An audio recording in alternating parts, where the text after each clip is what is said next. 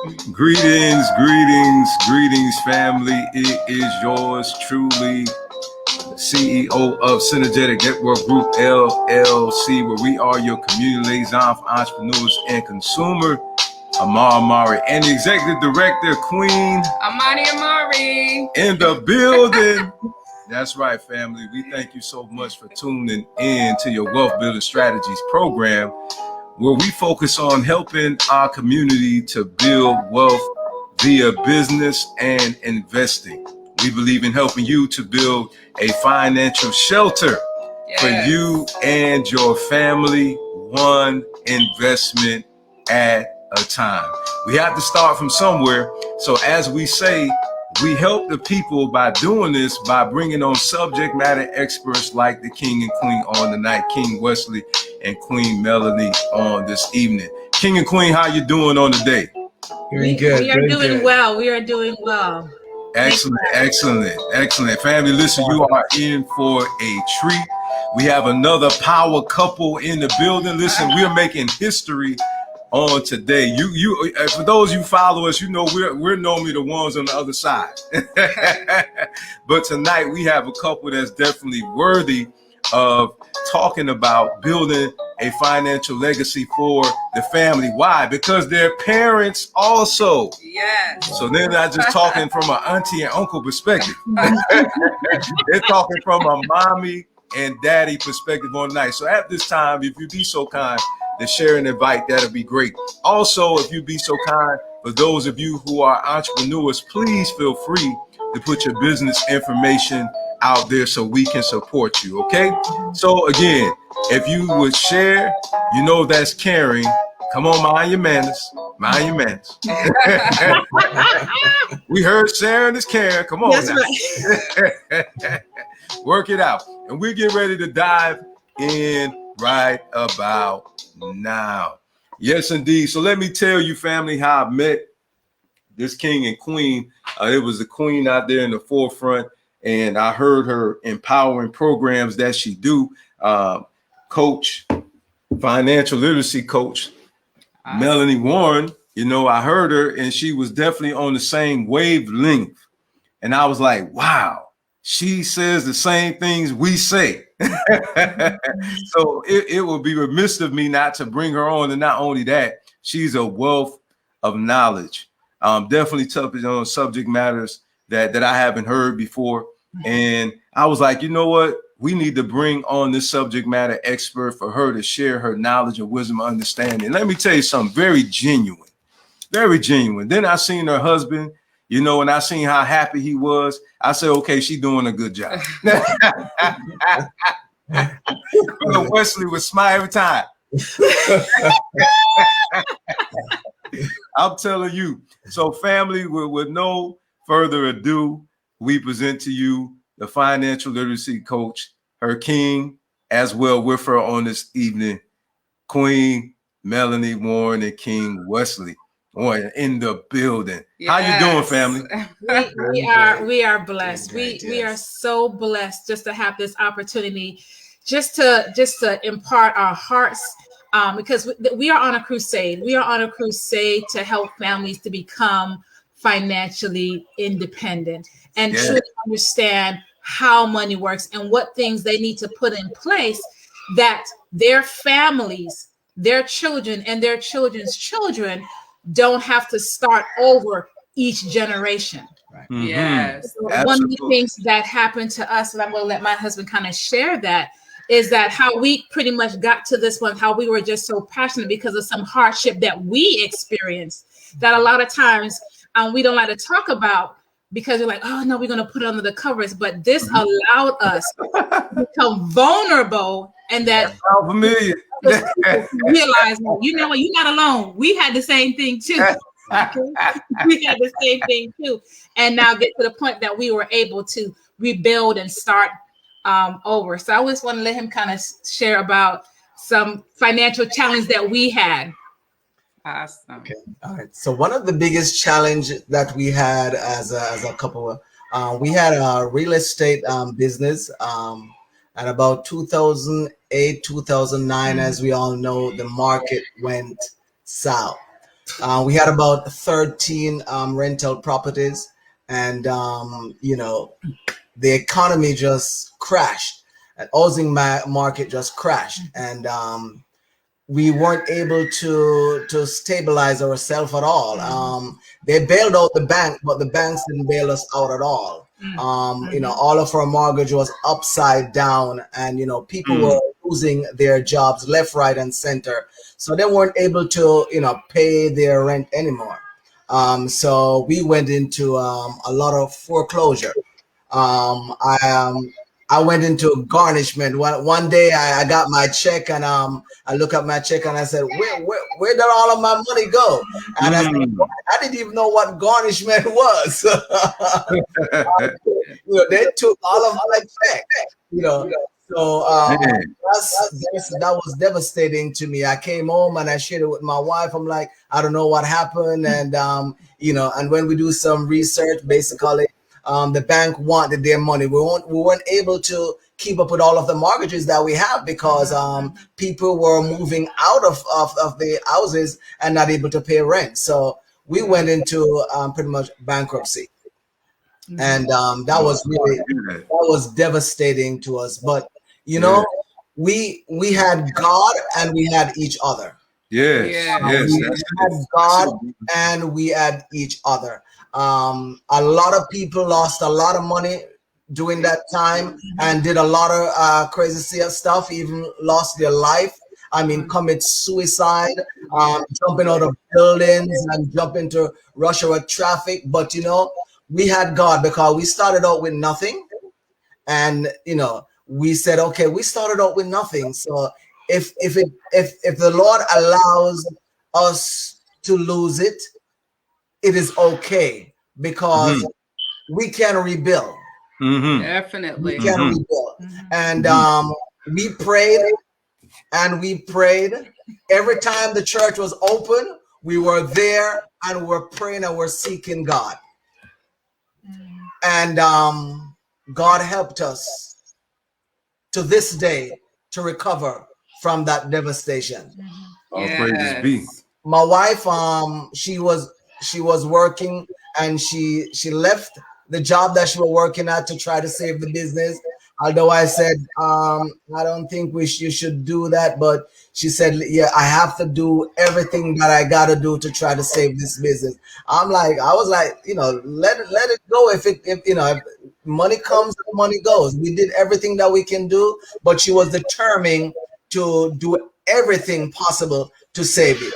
And she tried everything. She did everything the banks asked her to do.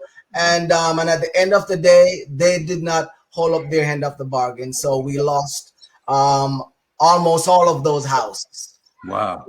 Everything just went down the drain. But we had God and we had faith, and we did not lose faith. We did not lose hope because we believe that it is God that gave us those houses. And if we lose them, he can give us more. So you are today, sitting as a testimony that, listen, God rebuilds. That's right. God is a God of a second chance. That's so right. We are here today, and we have a lot of information that we can share with people that to avoid certain things, to avoid making certain mistakes, stuff that realtors don't tell you. And stuff that and those mortgage people do not tell you at all. And we learned the hard way. So here we are today, and yes, bankruptcy court. Celebrate your wins. Absolutely. Celebrate your wins. Absolutely. Thank you. Bankruptcy court, and they said, listen, we're giving you 5 years to pay back this amount, and that's what we did. They gave us the 5 years to pay back a certain amount of money, and we stick to it, and we did it by God's help. And free and clear.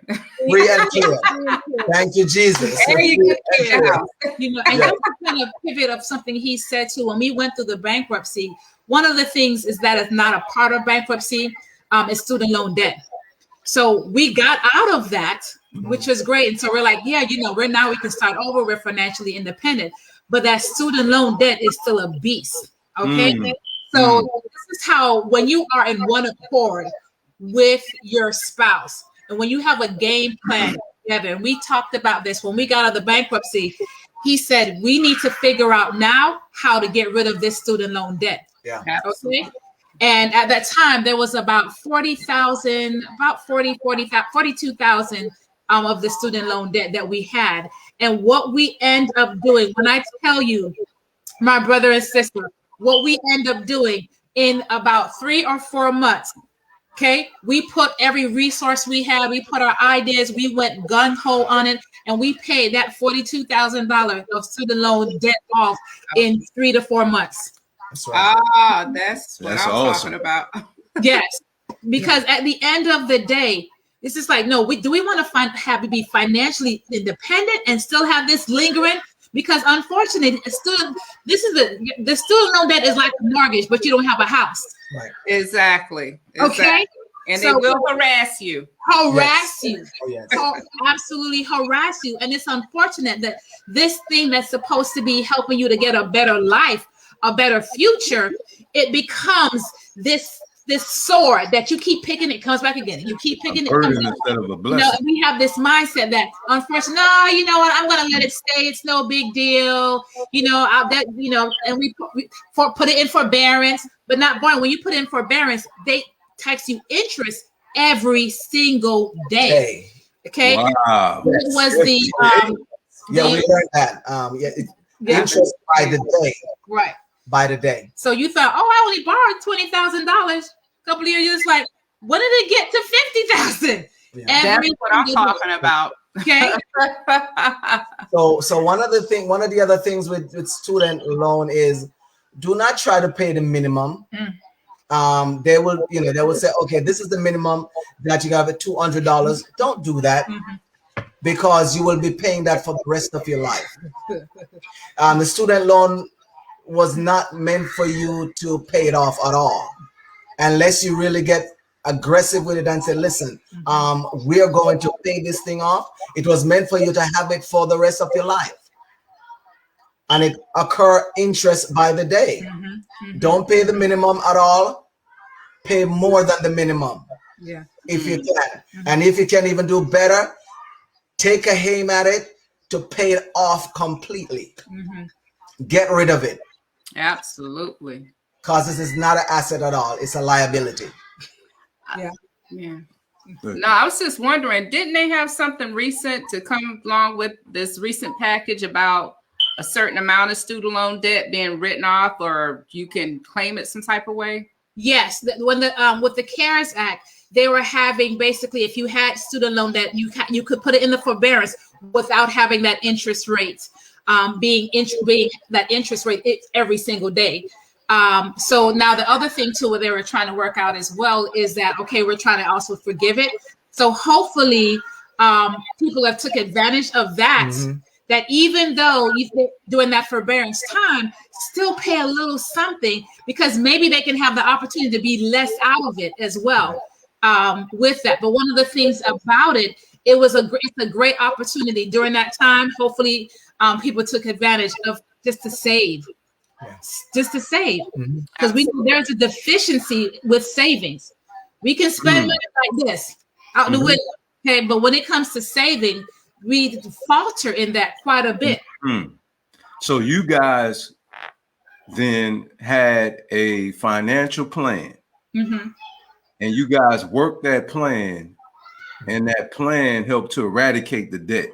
Oh gosh! So you guys did that because I hear you. Sister Mellonie, I hear you talking about that quite a bit in regards to budgeting. Oh yeah. Yeah. So you two, please, expound on that. Like what do people really need to do? Because some people like, well, I only make this amount of money. So if you would just lay that out there for the listeners to help them to come up with a excellent budgeting plan to where they can establish to get themselves out of debt as well, please. This is just to say this. When we first started to really focus on getting out of debt, to be honest with you, I was not a big fan of it at all, because I was just like, we're paying the bills and life is going fine. So I was the resistant one. And he was like, no, we need to do this. We need to sit down. We need to look over everything that we have, and we need to have a conversation. And that was a hard thing for me. And that was because I'm the one that's monthly. We're bringing the money. I'm writing the bills. Everything is going out, and so I would always feel attacked when we would have to have a budget meeting. And I'm like, what you mean? I paid this. What do you mean? Why are you questioning me about this? What? I did this. I mean, we were. Yes, basically, it was a standoff. It was a standoff. But after going down. Yeah, it was going down. It was going down. I think I was gentle with it. I hope I was, but persistent, because I know I'm thinking in my mind, this will be better for us. That's what I was thinking. This is going to be better for us. So you was thinking about family. So now we're talking about that financial shelter, which of course, the foundation of it is the family. Right. Yes. So I like that, because I love for people to hear a king who loves his wife and their family. You know what I'm saying? So 21 years you've been together? Yeah, yes, 21 years. See, that's why. He's a family man. He loved your woman. Yes. It took some work. And we're still working at it. We're still working at it. Aren't we all, right? Yes. Aren't we all? Yeah. Definitely took some work. But what we did is that we laid everything on the table. Okay. What are you bringing in? Okay. What's going out? What are those things that we need to put in place? And basically we did what is called, one of the strategies was debt stacking. Debt stacking is when you pretty much list all your bills. You list all your expenses and everything. And then you list it from smallest to greatest. So whatever you are paying on, say for example, you have a credit card and you're like, okay, it's $350, and then you have one that's maybe $500, and then you have one that's maybe $2,000. So what you do is that you focus, you pay the minimum on those bigger ones, but you pay a bigger amount, if not all, on that smaller one. Okay, so if that's something that you have to do in a 2 month period, okay, so you're paying say 125, okay, or 150 on that one. Next month you pay that under it. You're paying the minimum on the other one. Once that bill is eradicated, that 350 or whatever the amount that you were paying, now you go ahead and add that to the next debt. You keep doing that. When that's paid off, to the next debt. And you just keep on. And that takes you in less than no time to get rid of that debt. But the thing about it, you have to be focused and you have to be consistent. One of the things when it comes to when people hear budget, they're just like, oh my God, I can't enjoy life. I'm gonna be in a budget. I can't do all those things. But it's a temporary. It's temporary. So then you have the ability to enjoy those things. But when you get the mindset now, well, you know what? This is what we're doing right now. Now you have the ability to enjoy those other luxury and freedoms that you have. Okay, instead of having that false identity that, oh yeah, we have it going on. I can do all these things, knowing you really can't put $200 in a $200 purse that you have. All right, but you can't put that in your wallet, because why? You live in this false financial lifestyle. So prioritizing, learning how to prioritize, it is essential. You learn how to prioritize. You change your mindset. Okay, and not we think that wealth is how we look. We have all the wonderful things, and I like wonderful things, but we can look beautiful and just be as broke. There you go, beautifully broke. Beautifully broke. Going nowhere. That's right. That's right. Now, earlier before we came on, Queen, there were some questions that you had in regards to some things. If you would, go ahead and lay those questions out. Well, I believe that you're going to do it in your presentation in regards to the 529 plan, and also wanted to know more about the business solutions that you provided. But Gonna see if we're gonna do that The presentation. Yes. Okay. You guys Okay. ready to roll into the presentation? Okay, we'll do. Okay. And so, family, in the meantime, this is going to be something that you don't want to miss out on. Please get out your pens and your pads, okay, because we're going to share some financial tools with you on this evening that is going to help you, again, to build the financial shelter for your family and yourself. Remember, one investment at a time. That's right. Absolutely. Take it Absolutely. away, family. All right. Well, thank you so much for this opportunity as we share how money works. One of the things when it comes to your money is that having a good relationship. What does that mean? Taking control. And that's something when my husband and myself, we often talk about. You have to be able to have a good relationship with money and take control of it, because what's going to happen is that if you do not, it's going to lead you down that road where now you are having more month than money. Right. So taking control, one of the things, do not be afraid to talk about your finance. I know we can get very intimate, but do not be afraid to talk about your finance. Talk about it in a rational way. Please. Yeah, that's a good one. Thanks, love.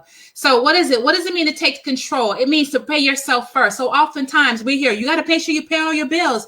And then at the end of you paying all your bills, you have nothing to show for all the hard work. Because one thing, you do know how to work hard, but one thing you have to do, you have to make sure that your money is working hard for you. So what does that mean? Pay yourself first. Adjust your priorities. Who's to say that right now that pair of shoes you saw on sale that you need, realizing that you have other things that you need to prioritize, your savings, your investing, changing your thinking. One of the things, so oftentimes people think they cannot become wealthy because, that's not me. I can't see myself. That's the problem. You can't see yourself. So you have to change your thinking, adjust your lifestyle. There's some times where you're going to have to cut down on some things, but it's only temporary. If you have debt, earn additional income. You need to have multiple streams of incomes. Wealthy people have 7 streams of income. If you only have one, you are detrimental to your future and your family's future. Avoid the credit trap. And I'll go a little further on that. And set goals. That means you need to have a plan. We heard that saying, if you fail to plan, you plan to fail.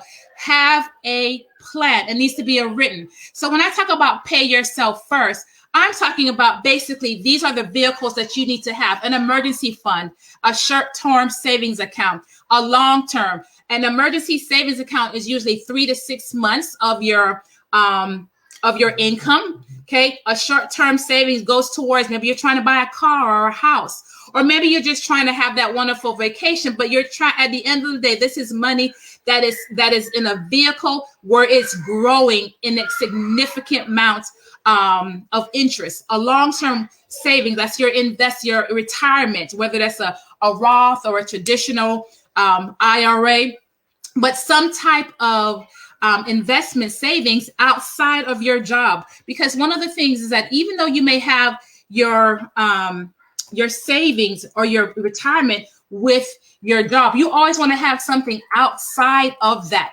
vehicle. Absolutely. Okay, because you don't want to put all your eggs in one basket at all. So what is it? Using time and consistency. And I just want to show something with you.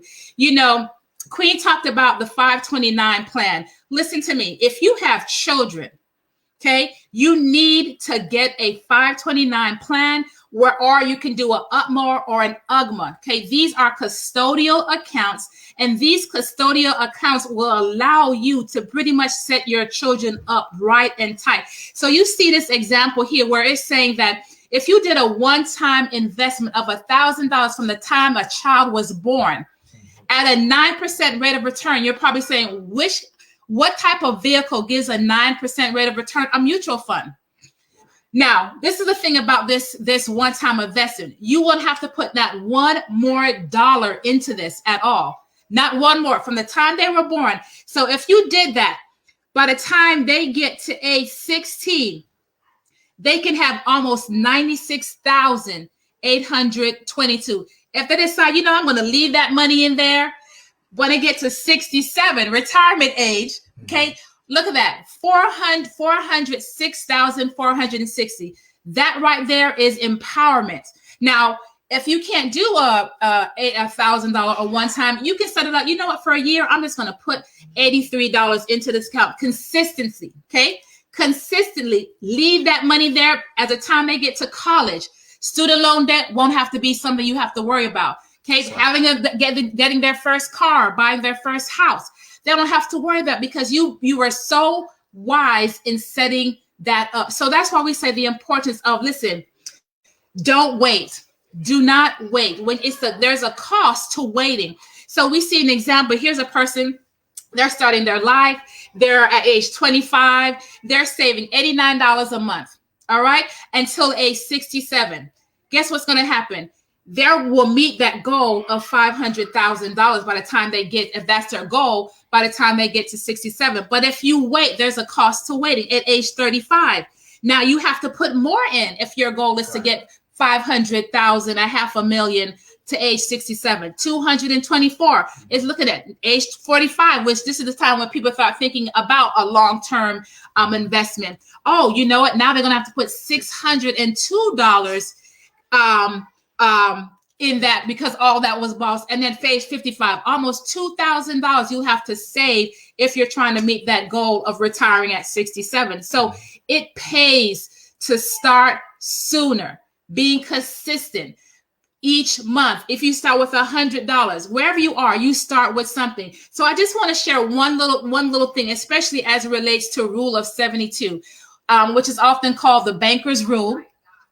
And the banker's rule says this: if at a 3% rate of return, if you had an investment of $10,000, okay, $10,000 one time you invested into this vehicle, and you divide that 3% into 72, it lets you know how long it takes for your money to double. So we see here at this example that basically at 3% rate of return, that $10,000 will double to $20,000 in 24 years. All right. Look at 6% rate of return. At 6% rate of return, 72. Okay, it will take that $10,000, $20,000 to double in 12 years. But how about a rate of return where it's 12% rate of return? Now, guess what's going to happen? That same $10,000 can double to $20,000 in 6 years. Okay.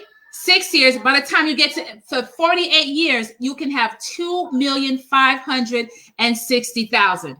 Now, these are the things that we should be able to be taught in school, but unfortunately, they don't teach financial literacy in school, because there's a reason, because we're in a system that they wanted to have more workers instead of thinkers.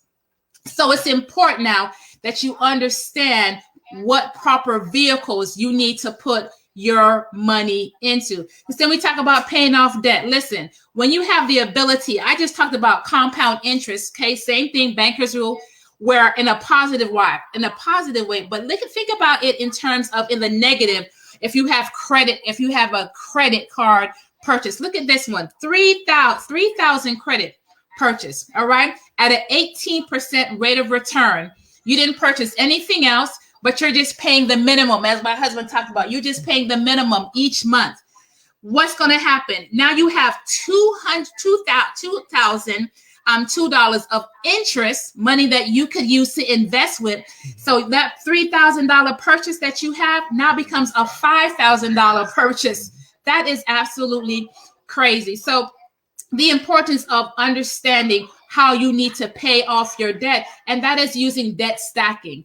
Okay, taking off the little one and just working your way up, because you want to avoid those common credit mistakes. Not valuating your credit. Your credit history is important. Raising those credit card limits so you can buy more things that you don't need. Not monitoring your credit history. And if you don't monitor your credit history, every year you can get your full-fledged credit report by going to it's called the annual credit report. It is free, and you're full-fledged. You want to be able to look at that. Now, the other thing, your bank has free credit monitoring too that you can utilize as well. But not knowing the interest rate and fees as well, because listen, your interest rates and those fees determines how much money you put it into a vehicle that can cause you to use less money for things to more that's going to impact your money to grow, as opposed to putting your rates and fees into things that's not going to have any value. And then we talk about the importance of life insurance, which actually should be income protection. Right. Life insurance is powerful. Would you say that, babes? Yes. Okay, because guess what? At the end of the day, just in case, if something happens, if you have car insurance, which is a piece of metal, you have house insurance, right? And then we also have our cell phone insurance. But your greatest asset is your income, which buys a car and a home and all these things. You need to have life insurance. And guess what? It takes a little bit of money to get a whole lot. So understanding life insurance is essential. And sometimes you don't need a life insurance for your whole life, because if you're investing aggressively, you can become self-insured. So that's why we talk about, listen, if you have your things set up in order, we could teach you the theory of decreasing responsibility as it relates to life insurance and how that should be done. Then you have the taxes, deferring your taxes as far as your investments is concerned, whether that be an IRA or traditional or Roth, what that means. And just want to just share something with you, that with a traditional IRA, you have basically it's deductible, it's before taxes, and it's non-deductible. What does that mean? Is that as money is being contributed in there, you're not getting taxes, but it allows your tax bracket to be less, as opposed to a Roth IRA. Roth IRA allows you to do post taxes. Okay, so after taxes. So with withdrawal happens, it's not going to be taxed, as opposed to a traditional IRA. It is going to be taxed during withdrawal as well. So the benefits of just having those vehicles, and I'm just going to, one of the things I want people to understand is that the sooner you start putting your financial house in order, no matter what age you are, the better off you, the worse off you are. But the sooner you start, but I also want to say that wherever you are, start doing something. Start doing something and do it now. Don't wait until you're in your 40s or whatever the case may be. You start now, and then you also start your children on those paths, as I talked about, those custodial accounts. Because this is the other thing I want to just share. This last thing is that you want to become what I like to say, it says become an owner and not a loaner. Which means that when you are investing in your money in a traditional bank takes your money and invests it into the global market, and then they give you a rate of return of less than 1%, right? But when you put it into a proper vehicle, where now your money is growing for you, you can get all those benefits instead of the bank. Okay, so that's why you have to understand the importance that I was talking about, the investment, as well as just putting it into those proper vehicles, which is an example is a mutual fund. The wonderful thing about a mutual fund is diversified, it's managed. So if you're not familiar with the stock market and how that works, this allows you to invest in a pool of assets. So it could be about 150 different types of assets that's in this pool that you're investing. So if something was to happen to one of the assets, it's not going to affect your whole pool of assets as well. And this thing, guess what? The wonderful thing about a mutual fund, it doesn't take a whole lot to start at all. It can start with like $25. But like I say, you start with something, because you want to always be in a fluctuating market and not a rising market. Okay.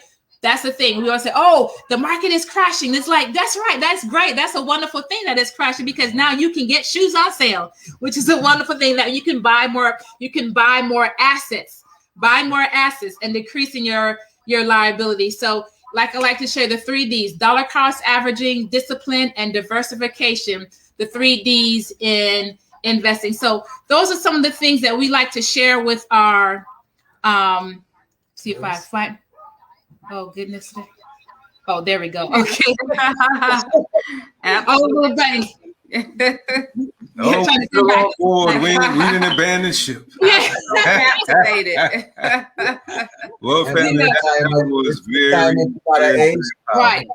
Anybody have any questions out there? Oh no, she didn't ask one. Oh, okay. Does anybody have any questions out there? Good evening to you too. Glenda Tate Williams, thank you so much for tuning in. We did have some positive feedback out there. You good, baby? Go ahead. No. I wanted to know about, I read a little bit about what you offer. I wanted to know a little bit about your mortgage and business solutions. What is that area? Okay. So the team, so it's actually a team of us.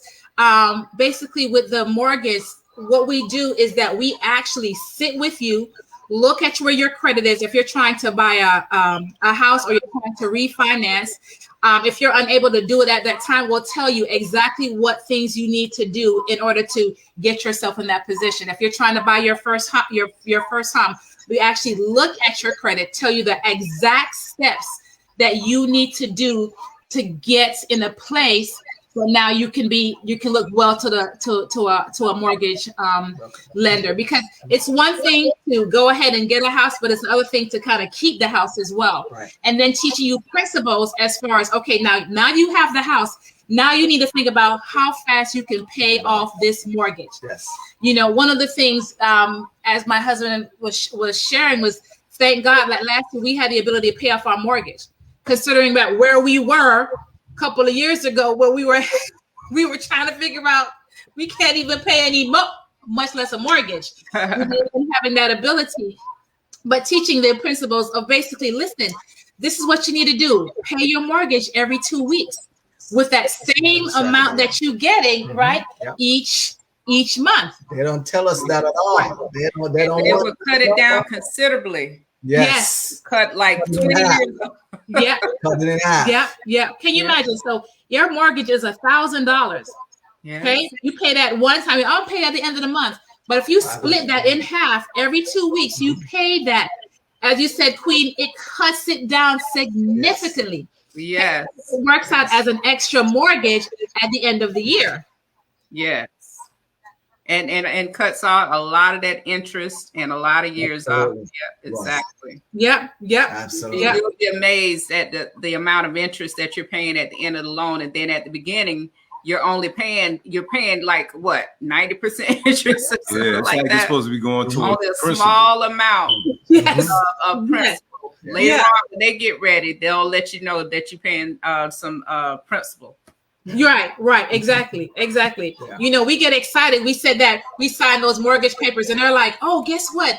You bought that house for $250,000, 30 years, you're paying $500,000 for the house. Exactly.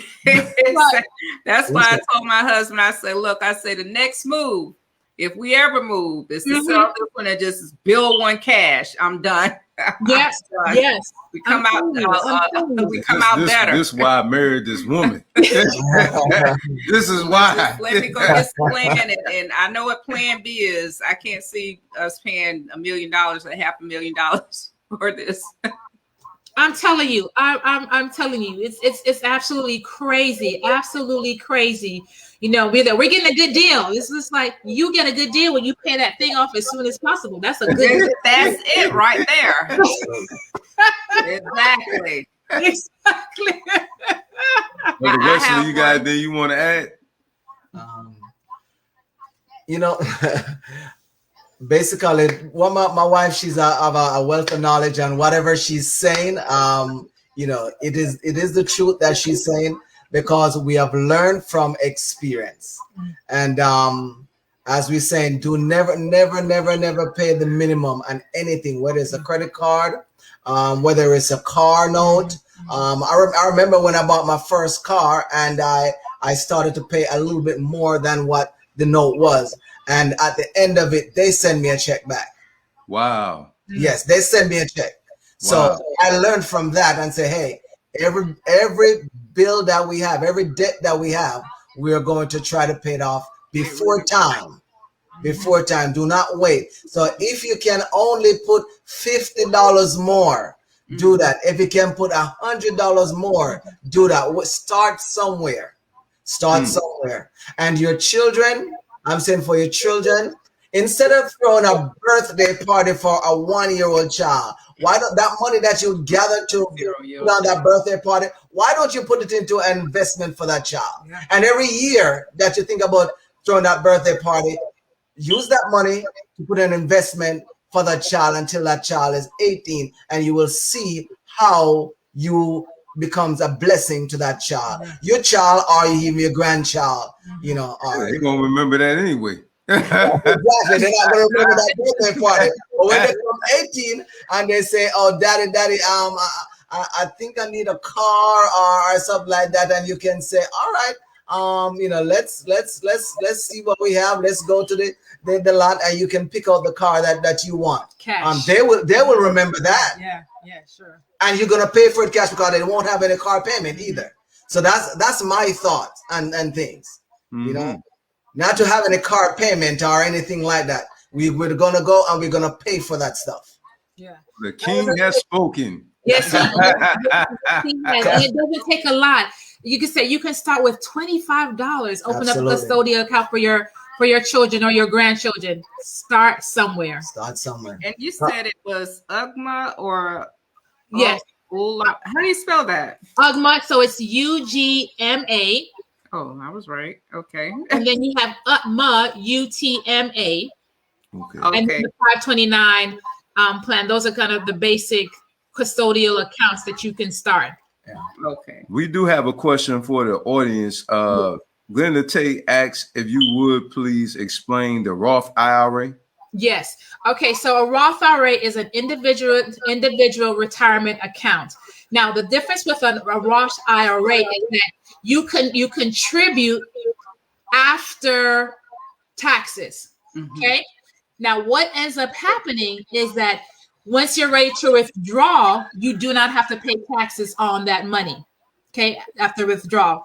The other thing about a Roth IRA is that it has the ability to also reduce your tax liability as it relates to whatever your gross is. You can take a portion of what you're contributing each year, so it reduces your tax bracket. So if you're making, say, $56,000, you contribute the max of $6,000, so they will only tax you at your $50,000 instead of the whole $56,000 as well. Now, with a Roth also, as opposed to a traditional where you have to have the mandatory withdrawal at age 59 and a half, or if not by 70, with a Roth IRA, there is no mandatory withdrawal. So that money could continue to grow as long as you want it to.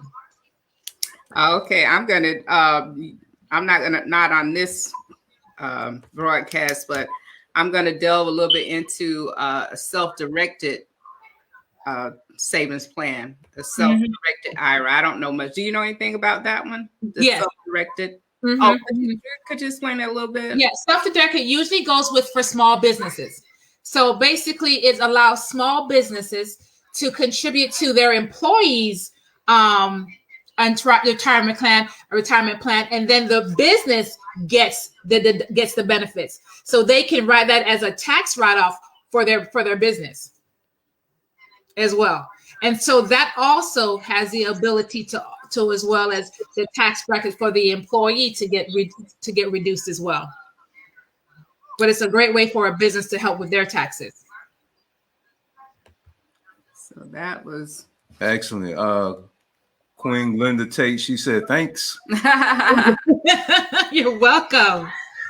Yes, how can we get in touch with them? Their information is right there. So family, for everyone who would like to get in touch with the financial literacy coach, Queen Mellonie Warren in the building, all of her information is right there at the bottom of the screen. Her website, okay, her Instagram page, her Facebook page. Trust me, you go look for her, she will be there. She is constantly putting out content. So you definitely, even myself, I go to her Instagram page, and I listen to the content that she shares, and in all seriousness, family, you can tell by the information she shared. This is life transforming, family. So if you'll be so kind to ensure that you share this content with others. Okay. We don't want to hoard this information. We want this information to germinate. Yeah. Okay. So all of us can prosper. All right. So let's do them justice, and not only them, because they've been set free. So do yourself a favor. You understand? You know, and share this content as well with your other family members so they can be brought out as well, family. As we all know, a lot of us were doing GoFundMe's, and as you notice, they mentioned life insurance. Okay, you know, that's not a bill, that is an investment, and we have to shift our thinking There you go. as it relates to that. Okay, because it's not a bill. You got to understand you're investing. When you pay a bill, what is the return on that? Your lights stay on. Yeah. There you go.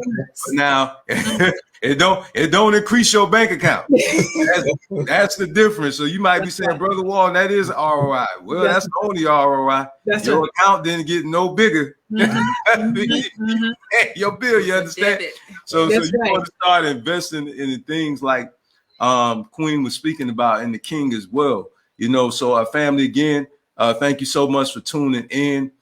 Queen Mellonie, King Wesley, thank you so much for tuning in. But before we cut this off, it'd be remiss of us not to allow you to have any last remarks, as well as the Queen too, if you have any last things you like to say. No, I don't have any last things, but King may, or the Queen. Yeah, my last remark is retirement is not an age, it's a number. Retirement, it is not an age, it's a number. My kids ask me all the time, Daddy, when are you going to retire? I said, whenever I get to that number. Whenever I get to that number, I will retire. And it's not an age number. That's not the age number either. Right. That number. Yes. We can go in. He retired when he was 39, and I retired about 2 years ago. Wow. Yes, it was. Wow. See that? Fully self-employed, man. That's and good. doing what you're saying. But he's a retired Marine. You know, doing what you're saying, you know, doing the investment, doing, you know, what she did when she was working, you know, with the 401k and making it work for her. Yes. Right. You know what I'm saying? Making it work for her to the point where, you know, she employed herself. Yes. Yep. That's power, right? That's power right there. Yes. Wow. I started contributing to my 401k when I was 19 years old. I purchased my first home when I was 21. And when I got up in age, you know, I realized that, yes, we were getting return on investment from 401k, but I found that I can get more return if I take some of it and buy some houses cash. Yes. So I did. So if I get old, I can sell them and get the money and the appreciation out of it.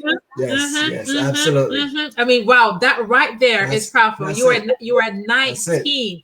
See, and so people unfortunately get in the mindset, no, I gotta be real old, then I can start. You just be like, no, you start now. By the time you get to your 40s, you can retire. Exactly. You know, you're absolutely right. That's what happened to me, because I listened to financial advisors like yourselves, and I applied what they taught me. Now, family, I hope you catch that now. Yes. I didn't only listen to them, I executed what they taught me. Yes, sir. Yes, sir. So you know, I was able to retire at the age of 39. You know, some people may say, well, you know, you're not retired. Well, I am. You know, what I'm doing now is for my family. You know what I mean? Because I already have a retirement paycheck for the rest of my life. For the rest of you know what I'm saying? So what I'm doing now is for my family. That's you know what I mean? So that's what you can do when you listen to financial advisors like, you know, Queen Mellonie family and King Wesley. So if you want to be in the same position, listen to them, consult them. You know, they're going to information. I'm gonna put it back up on the page so you can position yourself as well. And Queen Glenda, she said, great job. Yeah. And there go that information again. So I'm not going to belay the time. Please, family, if you got any last remarks, King and Queen, please feel free at this time to do so.